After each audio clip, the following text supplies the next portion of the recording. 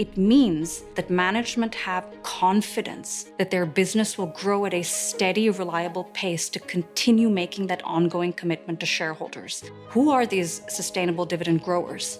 They're typically companies with very strong moats, sustainable competitive advantages, strong balance sheets, a very disciplined approach to capital management, and most importantly, a management team that is confident enough in ongoing top and bottom line growth to continue maintaining that commitment to a growing dividend.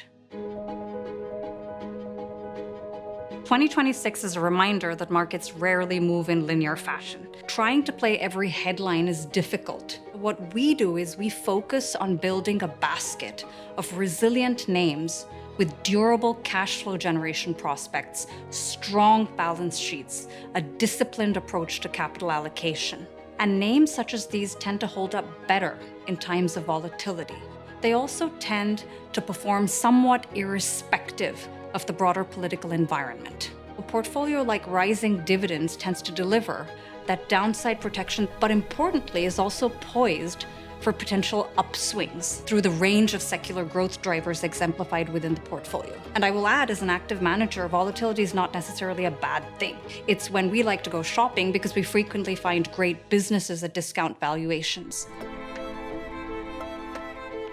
The reason why dividend strategies have endured for decades is because of their focus on these extremely resilient business models, as well as a very disciplined approach to shareholder returns. Of course, we have to acknowledge that the market has increasingly become more narrow, more focused on a small group of large cap technology names, mostly driven by AI-related momentum. But I would call out trends to be mindful of. The first is we have seen a broadening of the market ever since the presidential election, and this argues for diversification, which also protects against violent corrections as we saw in 2022.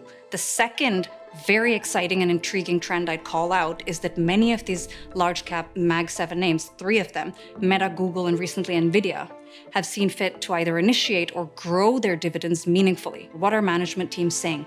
They are saying that they are confident enough in their cash flow generating capacity to balance an aggressive investment in growth initiatives, including AI, with an increasing focus on shareholder return programs. And that shifts them squarely into our opportunity set. It means that it's not, as people might be tempted to think, a defensive category purely focused on traditional industries like utilities or telecom. Some of the most exciting and innovative companies are moving into our bucket, so it keeps our pipeline fresh and vibrant.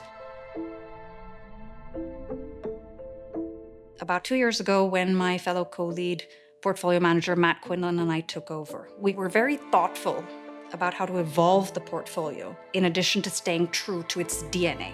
For example, we felt that the portfolio could benefit from increasing exposure to the AI ecosystem. So we added names such as Broadcom and Oracle and Applied Materials.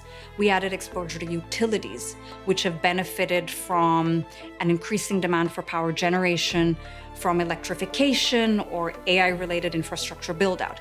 We've added exposure to biopharma innovation, which is extremely exciting, in the form of names like Eli Lilly and Merck, because these have actually talked about harnessing AI to potentially improve drug development productivity, which could have massive ramifications for the sector. But the most important thing is that the nature of companies that we invest in, we use sustainable, substantial dividend growth as a flag for business resilience and quality.